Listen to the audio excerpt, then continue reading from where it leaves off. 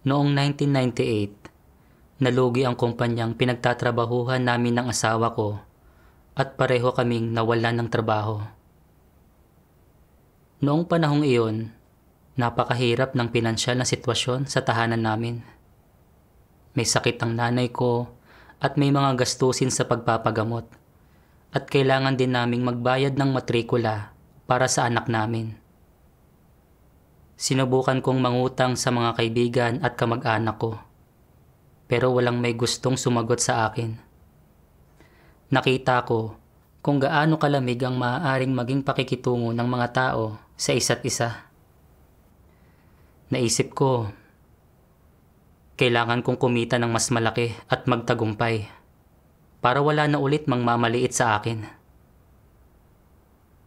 Pagkatapos niyon, nagsimula ako ng isang baboyan at nakipagsosyo sa ilang tao para magtayo ng isang kumpanya. Pero nabulilyaso ang lahat ng iyon at nauwi ako sa pagkabaon sa utang.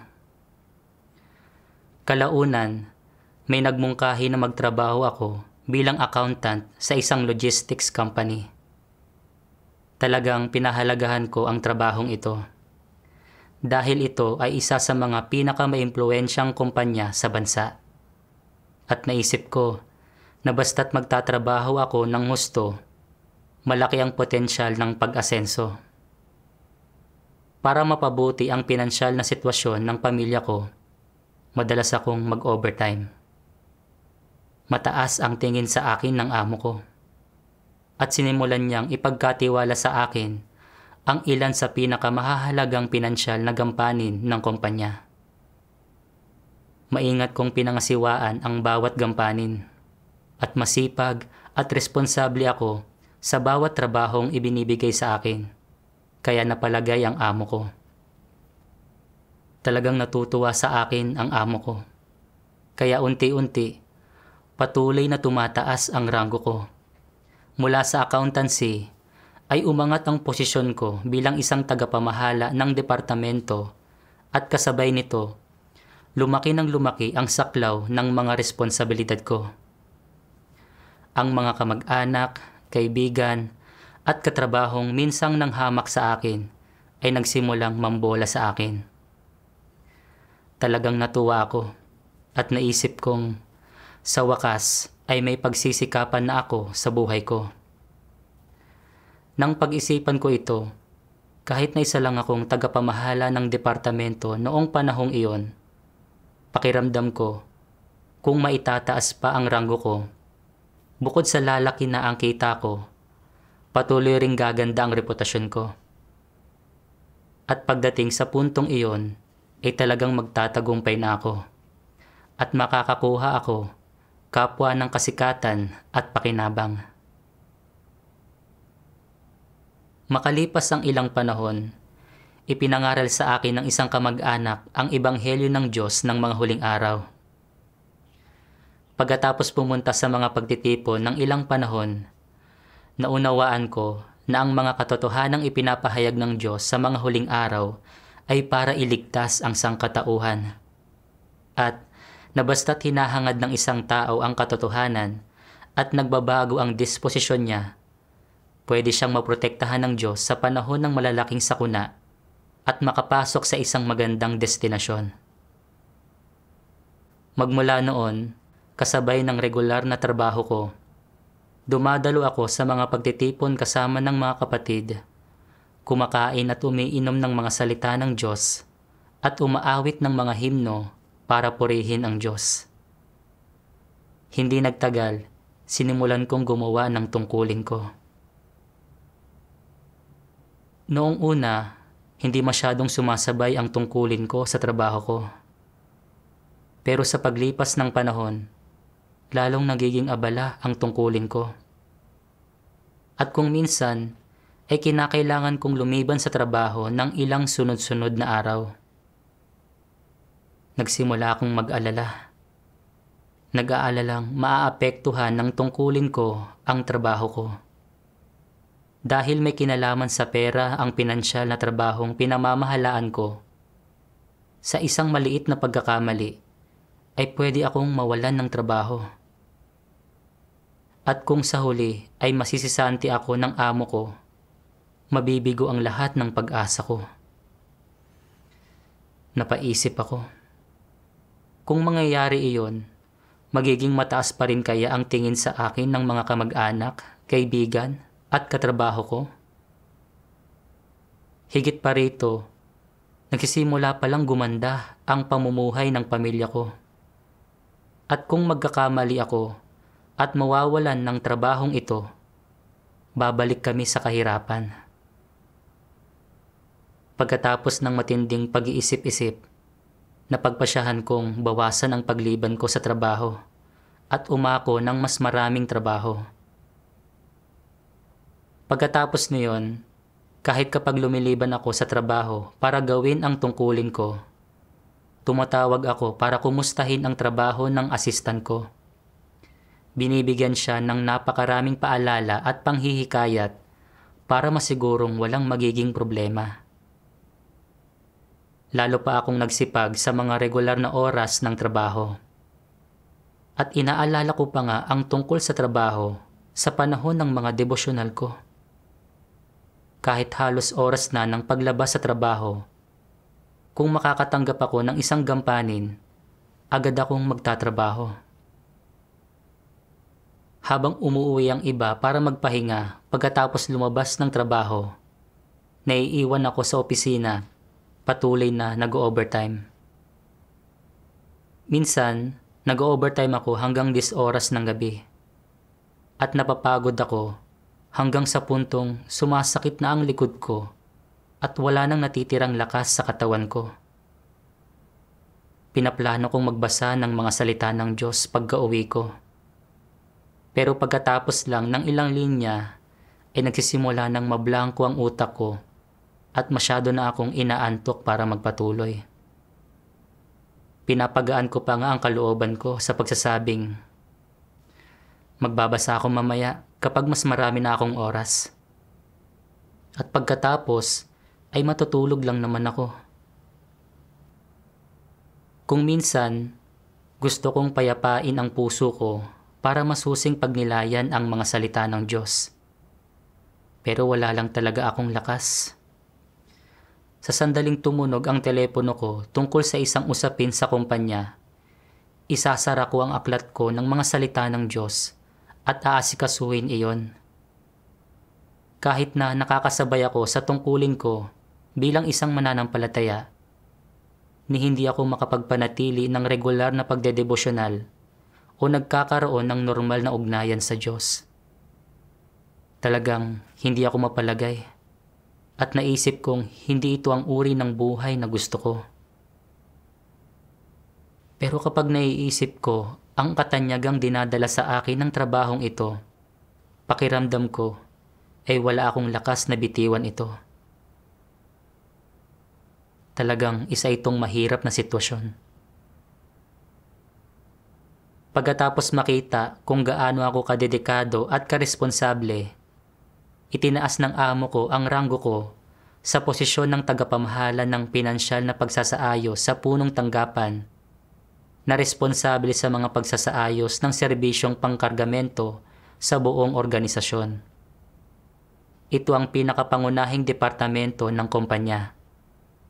At ang pagkakamit ng titulong ito ay nangangahulugang palapit na ako ng palapit sa layon kong magkaroon ng kotse at bahay.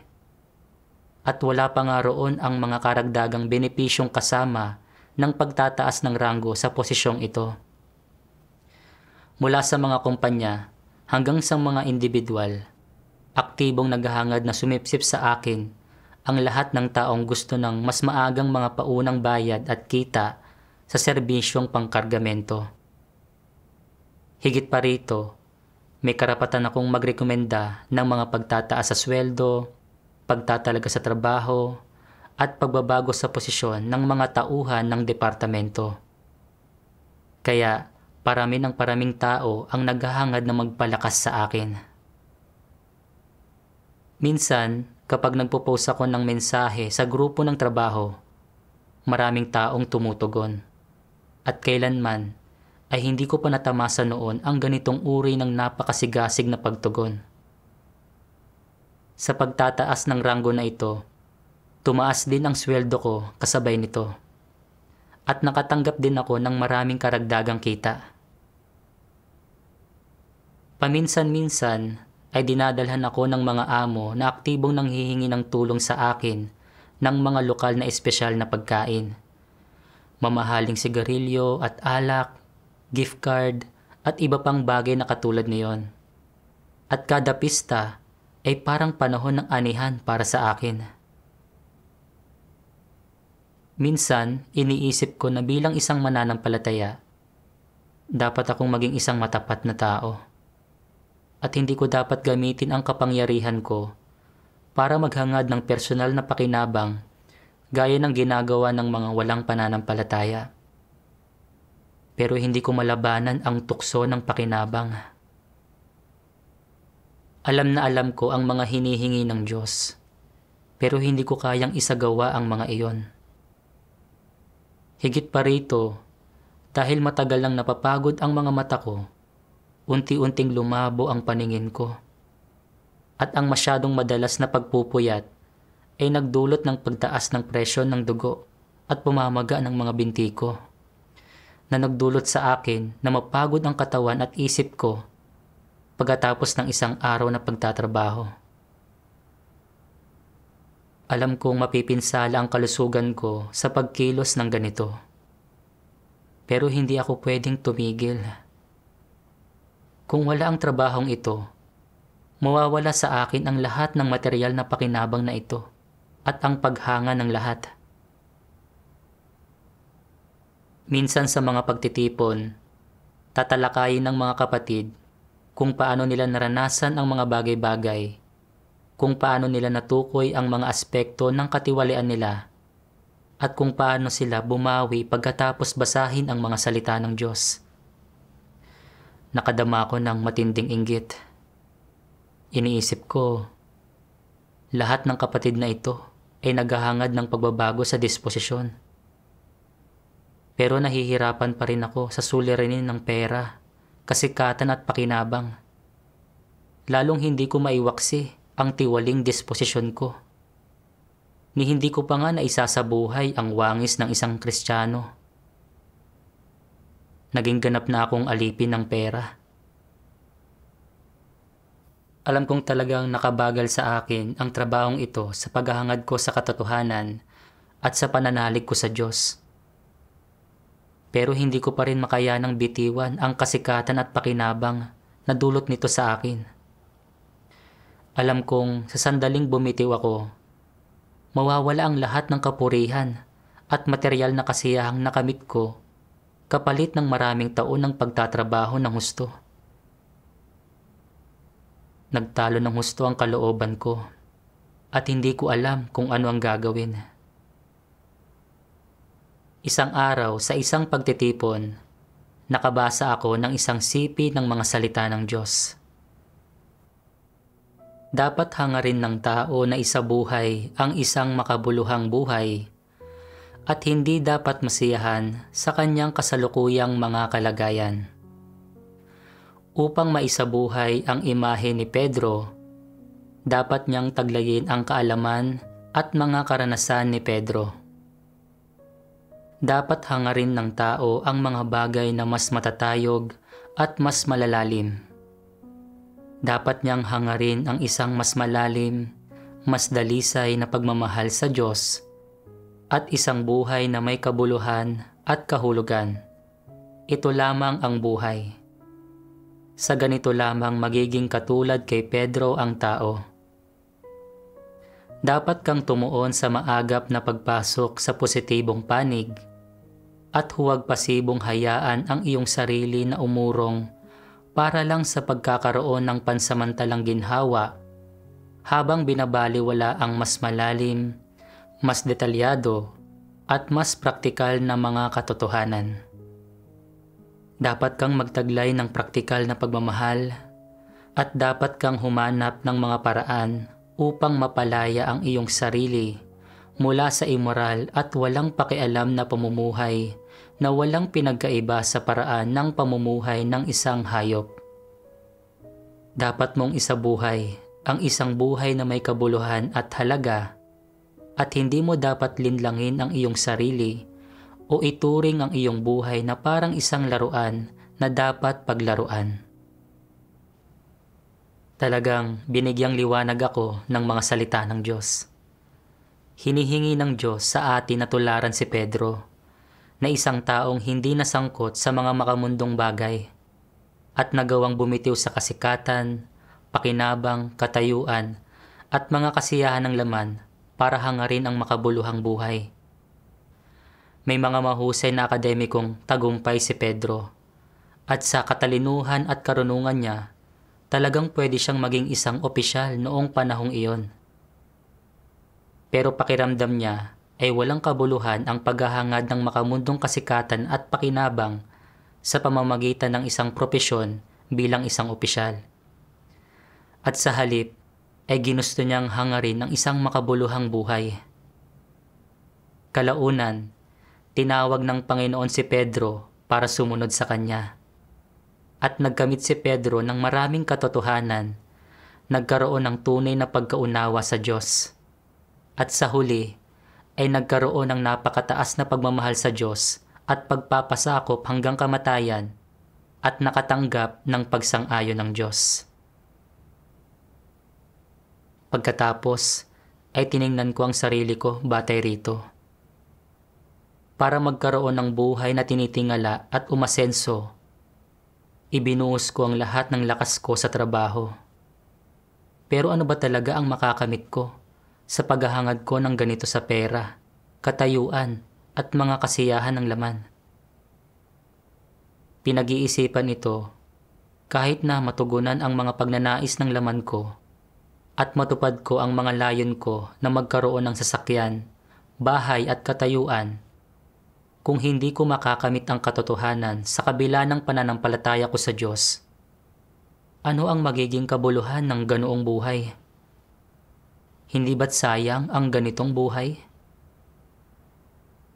Ang pamumuhay para lang matugunan ang mga kasiyahan ng laman ay walang pinagkaiba sa pamumuhay na parang isang hayop. At kahit gaano pa kasarap ang mga kasiyahan ng laman, sa huli ay walang patutunguhan ang mga iyon. Kahit na hindi ko pa rin natatamo ang determinasyon ni Pedro, kailangan kong magsikap tungo roon at mas tumuon sa pagkain at pag-inom ng mga salita ng Diyos at sa paghahangad sa katotohanan. Kaya nagdasal ako sa Diyos. Hinihiling sa Kanya na magbukas ng landas para sa akin. O Diyos, ayaw kong magpatuloy ng ganito. Gusto kong masipag na hangarin ang katotohanan. Kahit na limitado ang pagkaunawa ko ngayon, handa akong unti-unting bumitiw sa pera, kasikatan at pakinabang. Hinihingi ko sa iyong akayin mo akong makawala sa lusak ng pera, kasikatan at pakinabang. Pagkatapos magdasal, naging higit na mas kalmado na ako. Isang araw, bigla akong tinawag ng amo ko para kausapin. Sinabi niyang sa madaling salita ay lubos nang naperpekto ang mga pagsasaayos ng serbisyong pangkargamento, pero nasa yugto pa ng pagtuklas ang mga pagsasaayos ng serbisyong panghimpapawid. At gusto niyang pasanin ko ang trabahong ito. Di hamak na mas hindi prestihiyoso ang mga pagsasaayos ng serbisyong panghimpapawid kaysa sa mga pagsasaayos ng serbisyong pangkargamento. Pero mas kaunti ang trabaho. At malinaw sa akin na dininig ng Diyos ang dasal ko at naunti-unti niya akong inaakay para makawala sa mga gapos ng pera, kasikatan at pakinabang ayon sa tayob ko. Talagang mapagmataas ang mga amo sa sektor ng mga serbisyong pangkargamento. At nang mabalitaan nilang inilipat ako, nilayuan nila akong lahat at ayaw na nilang magkaroon ng kaugnayan sa akin. Minsan, kapag nakikita nila ako, nagkukunwari silang kinukuha ang mga telepono nila at nagpapanggap na sumasagot ng tawag.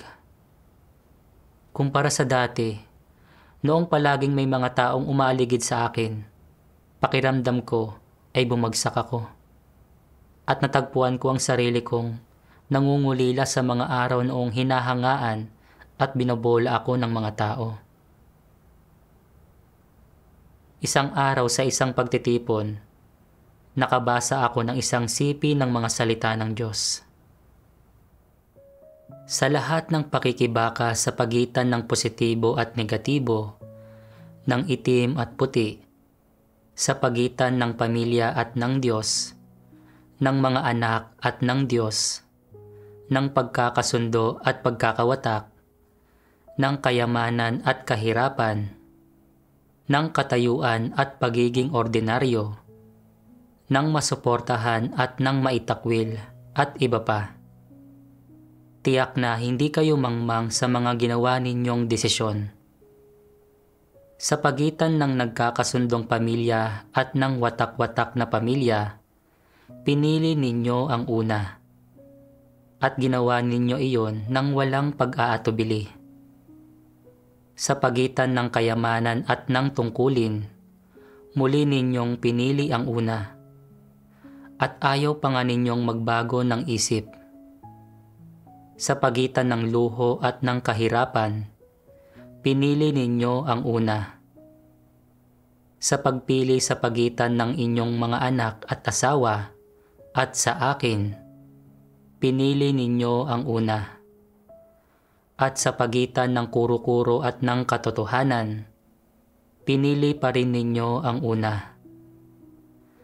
Nahaharap sa lahat ng klase ng inyong masasamang gawa, talagang nawalan na ako ng tiwala sa inyo.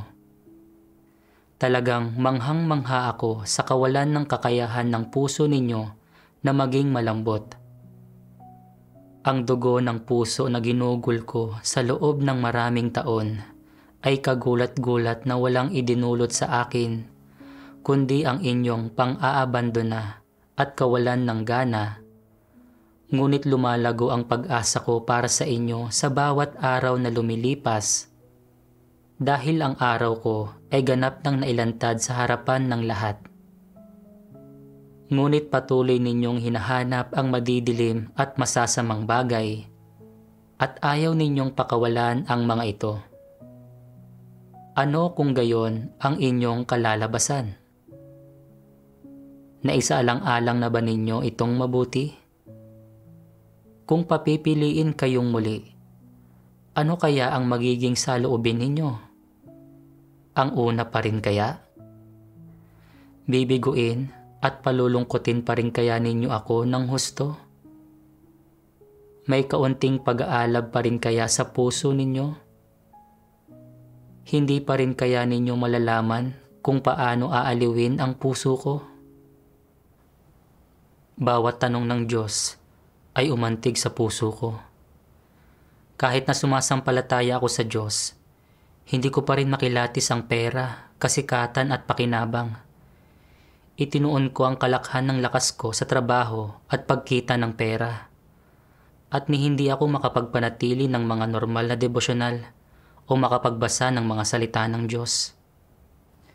Sa pinakabagong pagtatalaga sa ibang trabahong ito, kahit na kaya ko itong tanggapin mula sa Diyos, pagkatapos ako ng trabaho ng pagsasaayos ng serbisyong panghimpapawid, nakita kong biglang nagbago ang pakikitungo ng mga amo na iyon na dati ay nambobola sa akin at naantig ang emosyon ko. Pakiramdam ko ay mas mabuting magkaroon ng kapangyarihan at kung wala ito, walang rerespeto sa iyo. Kaya nangulila pa rin ako sa mga araw ng pangangasiwa ko sa mga pagsasaayos ng serbisyong pangkargamento. Talagang ako ang uri ng taong inilantad ng Diyos na tapat lang sa pera, kasikatan at pakinabang. Ang pagbabago sa posisyong ito ay pagbubukas ng Diyos ng landas para sa akin.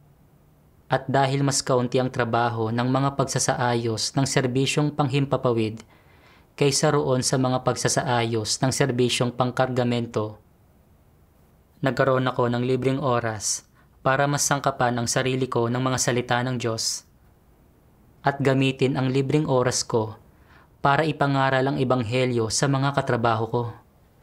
Nakapakipakinabang sa paghahangad ko sa katotohanan at paggawa sa mga tungkulin ko. Nang maisip ito, itinigil ko na ang pangungulila sa dati kong trabaho. Noong Mayo 2013, pinagsama ng amo ko ang mga departamento ng pagsasaayos ng serbisyong pangkargamento at panghimpapawid. Gumawa ng bagong departamento at ibinigay sa akin ang ganap na responsibilidad. Dumoble na ngayon ang trabaho kumpara noong nangangasiwa lang ako ng trabahong iisa lang ang gampanin. At kahit na nagdagdag ng ilang assistant, marami pa ring usaping dapat asikasuhin. At unti-unti, kinain na naman ng trabaho ang oras ko. Hindi ko mapigilang isipin noong nangangasiwa ako sa mga pagsasaayos ng serbisyong panghimpapawid. Noong hindi ganoon kagipit sa oras at bukod sa nakakasabay ako sa mga regular na pagdedebosyonal, nakapaglalaan din ako ng oras para mangaral ng ebanghelyo sa mga katrabaho ko. Kung saan ko naunawaan ang maraming katotohanan, natuklasan ang mga pagkukulang ko at naranasan ang agarang layunin ng Diyos na magligtas ng mga tao. Pero ngayon ay nakatuon ang lahat ng lakas ko sa trabaho at napagtanto kong ang desisyon ng amo kong gawin akong tagapangasiwa ng bagong pinagsamang departamento ay isang tukso mula kay Satanas. Kaya ginusto kong isuko ang trabaho. Pero nang maisip ko kung paanong ang trabahong ito ang resulta ng lahat ng mga taon ng pagtatrabaho ko ng husto, naging atubili akong bitiwan ito ng ganon-ganon lang. Kaya nagdasal ako sa Diyos. O Diyos, nahihirapan ako. Kung magbibitiw ako sa trabahong ito, kakailanganin kong mamuhay ng simple. At lahat ng pangarap ko noon ay magiging mga ilusyon na lang. Pero alam kong mas mahalaga ang paghahangad sa katotohanan. Kaya pakiusap, akayin mo ako. Noong panahong iyon, madalas akong nagdarasal sa Diyos. Hinihingi ang patnubay at pamumuno niya. At sadya akong naghahanap ng mga salita ng Diyos na babasahin. Isang araw, nakarinig ako ng isang himno ng mga salita ng Diyos na pinamagatang, "Mundo ba ang iyong pahingahan?" Talaga bang ang mundo ang iyong pahingahan? Matatamo mo ba talaga sa pag-iwas sa aking pagkastigo ang pinakabahagyang ngiti ng kasiyahan mula sa mundo? Magagamit mo ba talaga ang iyong panandaliang kasiyahan upang pagtakpan ang kahungkagan sa iyong puso, kahungkagan na hindi maitatago? Maaari mong lokohin ang lahat sa iyong pamilya, ngunit hinding-hindi mo ako maluloko. Dahil napakaliit ng iyong pananalig, hanggang sa araw na ito, wala ka pa ring kapangyarihang makasumpong ng anuman sa mga katuwaang handog ng buhay. Hinihimo kita. Mas mabuti pang taus-puso mong gugulin ang kalahati ng iyong buong buhay para sa akin, kaysa gugulin mo ang iyong buong buhay ng katamtaman at kaabalahan para sa laman, na tinitiis ang lahat ng pagdurusang halos hindi makayanan ng isang tao. Ano ang silbi ng pagpapahalaga ng husto sa iyong sarili at pagtakas mula sa aking pagkastigo? Naantig ako ng husto sa mga salita ng Diyos.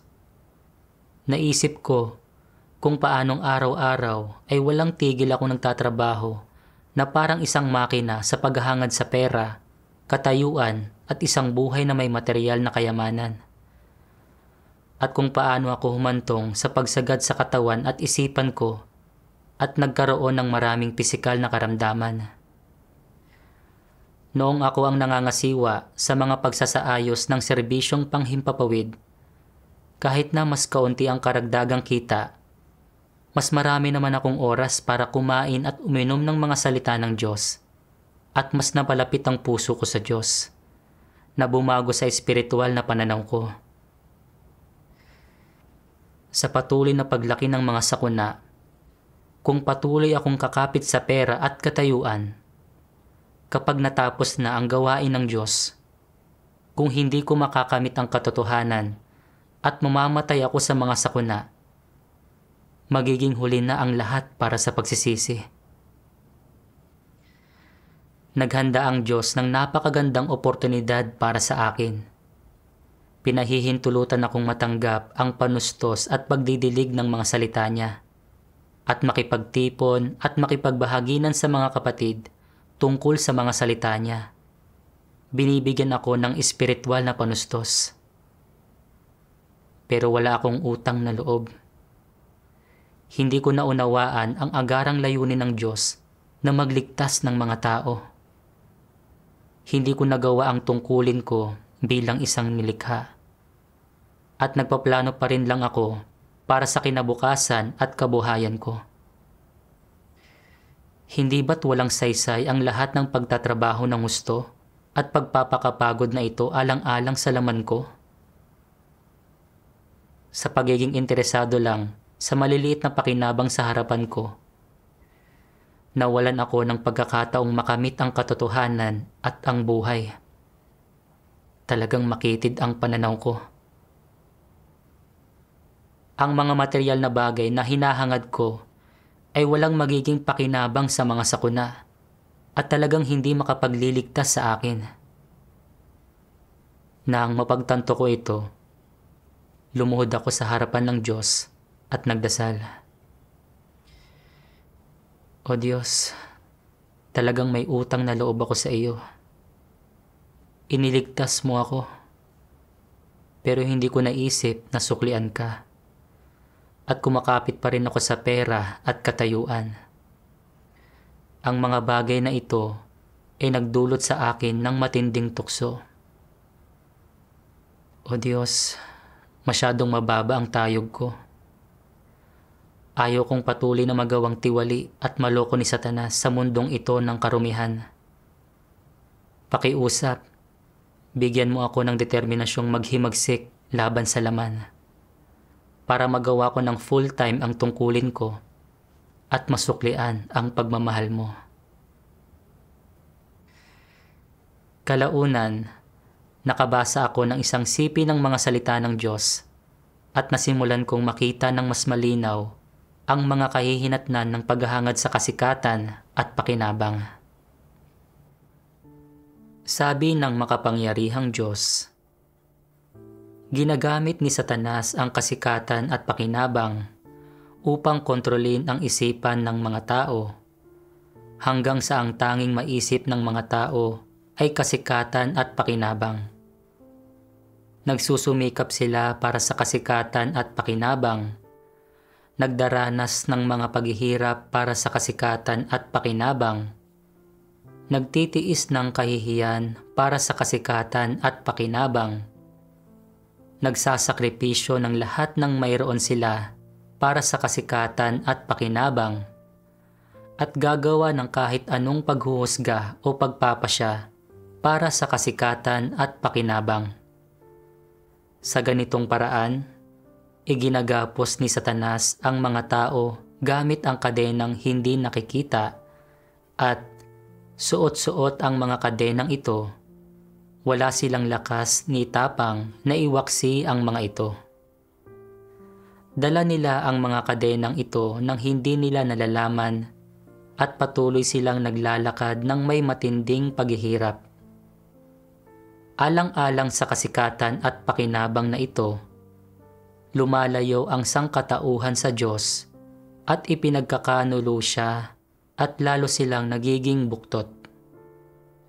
Sa ganitong paraan, sa makatuwid, sunod-sunod na nawawasak ang mga henerasyon sa gitna ng kasikatan at pakinabang ni Satanas. Kung titingnan ngayon ang mga kilos ni Satanas, hindi ba lubos na kasuklam-suklam ang masasamang motibo nito?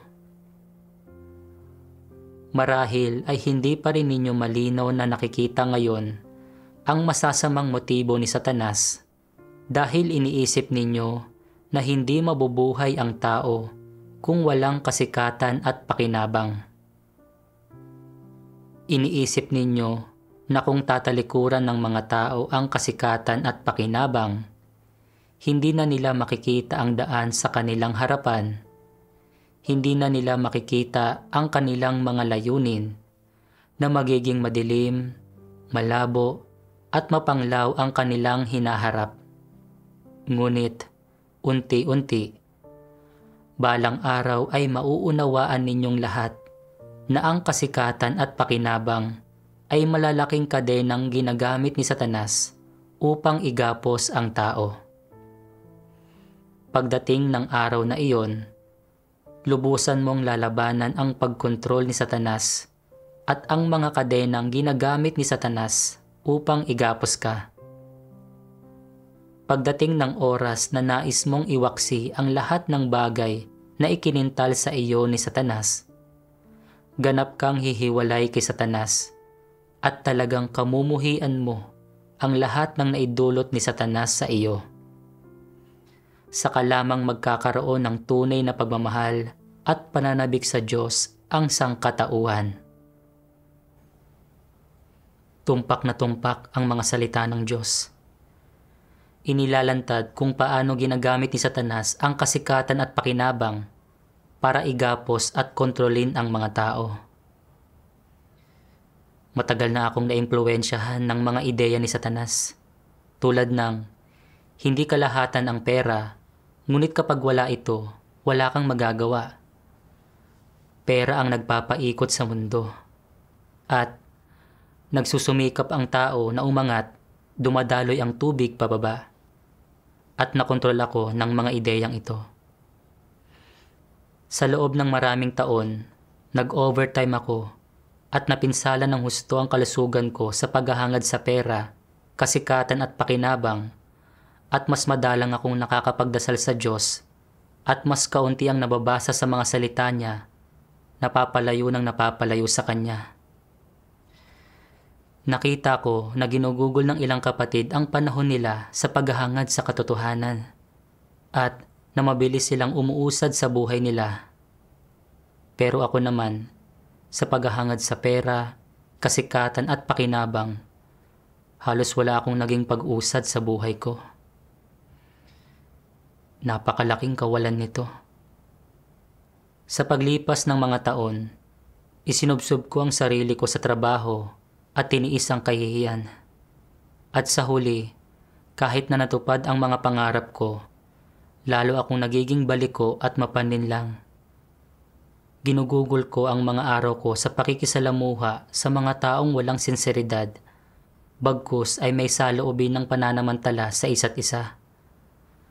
Nawawala ng dignidad ko bilang tao at integridad para sa kasikatan at pakinabang at namumuhay sa matinding pagdurusa at paghihirap. Naisip ko ang isang negosyanteng minsang naging tanyag, isang lalaking naging bilyonaryo habang bata pa siya, na noong nasa rurok ng kasikatan at kayamanan niya, ay nagpaparuot pa rito sa iba't ibang handaan araw-araw. Ayaw niyang magpahinga sa kabila ng matinding pagod. At ang resulta, nagkasakit at namatay siya bago mag-40 taong gulang. Ito ang panghuling resulta ng paggamit ni Satanas sa kasikatan at pakinabang para maminsala ng mga tao. Minsang sinabi ng Panginoong Hesus, ano ang pakikinabangan ng tao kung makakamtan niya ang buong sanlibutan at maiwawala niya ang kanyang sariling buhay? O ano ang ibibigay ng tao na katumbas sa kanyang buhay? Sa mga huling araw, malayang ipinagkaloob sa atin ng makapangyarihang Diyos ang lahat ng katotohanan para sa pagliligtas sa sangkatauhan. Kung kakapit pa rin ako sa kasikatan at pakinabang, maaaring patuloy na tataas ang posisyon ko. Pero mawawala naman ako ng pagkakataong makamit ang katotohanan at maligtas.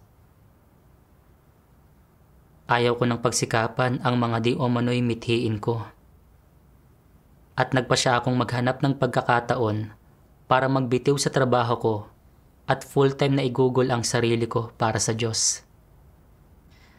Nagsimula akong maghanda para sa paglilipat ng responsibilidad.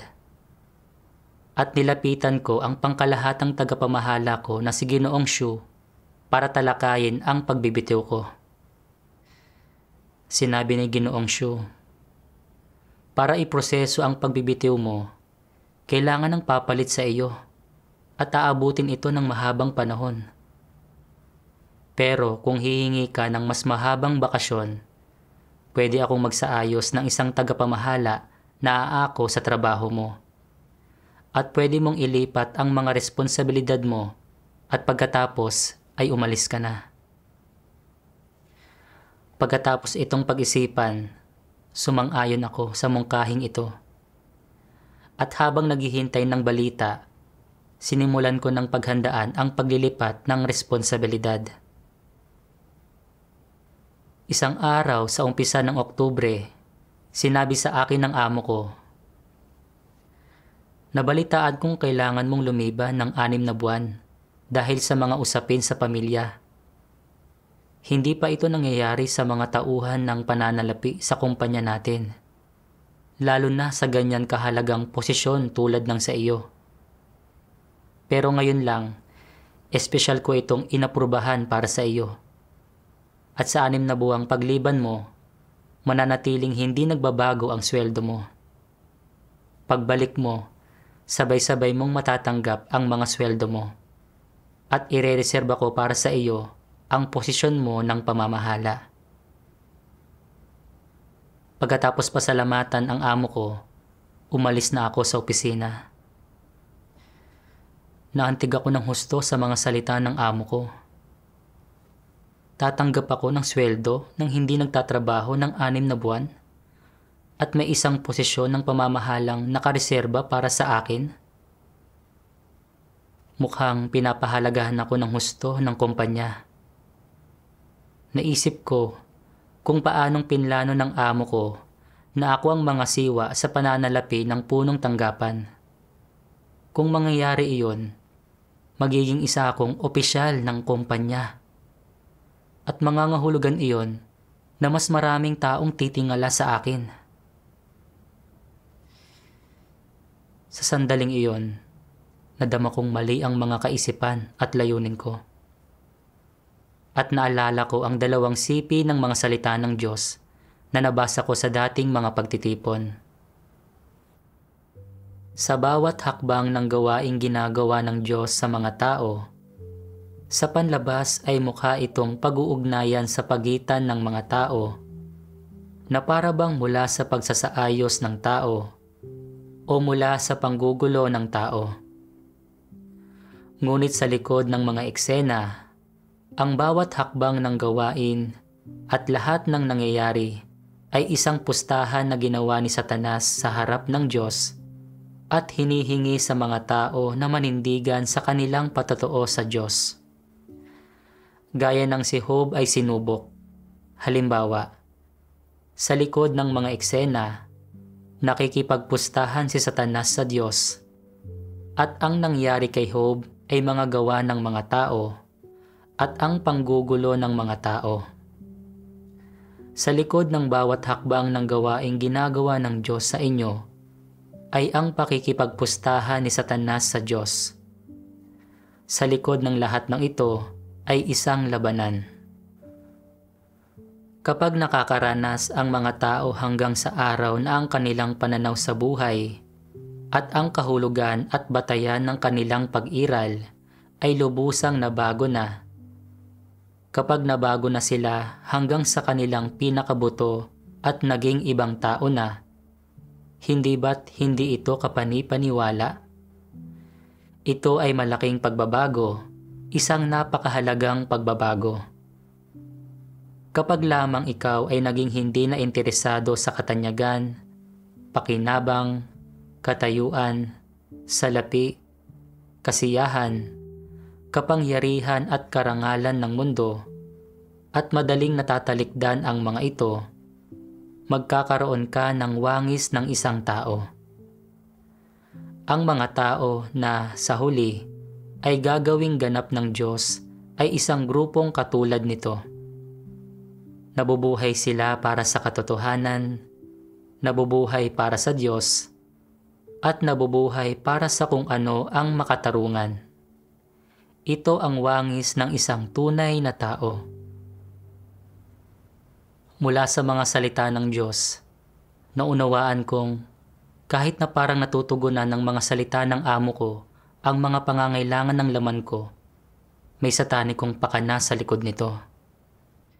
Nilayo ni Satanas na gamitin ang pera, kasikatan at pakinabang para tuksohin ako at pilitin akong patuloy na maglingkod dito. Para sa huli ay mawala sa akin ang pagkakataon kong maligtas. Umaasa ang Diyos na mamuhay ako para makamit ko ang katotohanan at magawa ng maayos ang tungkulin ko bilang isang nilikha. Ito ang layong dapat na hinahangad ko. Pinalakas ng mga salita ng Diyos ang pananalig ko at agad kong inasikaso ang mga proseso ng paglilipat ng responsibilidad.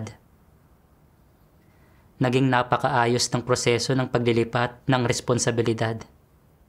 At napagtanto kong ang lahat ng bagay ay nasa mga kamay ng Diyos at pinamamatnugutan ng Diyos. Wala pang isang buwan pagkatapos magbitiw, nagsimula akong gumawa ng mga tungkulin ko sa iglesia. Nagkaroon ako ng oras para magdevosyonal at regular na magkaroon ng buhay iglesia. Tinamasa ko ang pang-araw-araw na pagdidilig at panustos mula sa mga salita ng Diyos. At napuno ng kapayapaan at kagalakan ng puso ko. Kapag nahaharap ako sa mga paghihirap sa mga tungkulin ko, nagdarasal ako sa Diyos at kumukonsulta sa mga kapatid na ipinareha sa akin at naghahanap mula sa mga leader para sa mga problemang hindi ko malutas. Minsan, tinukoy ng mga kapatid ang mga pagkukulang ko sa mga tungkulin ko. At kahit na medyo nakakahiya ito, sa pamamagitan ng pagdarasal at pagkain at pag-inom ng mga salita ng Diyos, nakapagpasakop ako at nakahanap ng landas ng pagsasagawa mula sa mga salita ng Diyos na nagpabuti sa pagiging epektibo ng mga tungkulin ko. Ang lahat ng ito ay dahil sa patnubay ng Diyos. Sa pamamagitan ng karanasang ito, malinaw kong nakita na panandaliang kasiyahan lang ang idinudulot ng pera at katayuan. At kahit na magkamit ako ng kayamanan, kasikatan at pakinabang ng higit pa sa mga pinapangarap ko, panandaliang kaluwalhatian lang ito na sinusundan ng kahungkagan. At mauuwi ako na isang sakripisyong handog kay Satanas. Ngayon, naalis ko sa sarili ko ang mga tukso ng pera at katayuan. Natakasan ang pagpapahirap ni Satanas at natahak ang tamang landas sa buhay. Ang lahat ng ito ay dahil sa patnubay ng mga salita ng Diyos. Tunay na praktikal ang gawain ng Diyos ng pagliligtas sa sangkatauhan. At taimtim kong pinasasalamatan ang Diyos mula sa kaibuturan ng puso ko.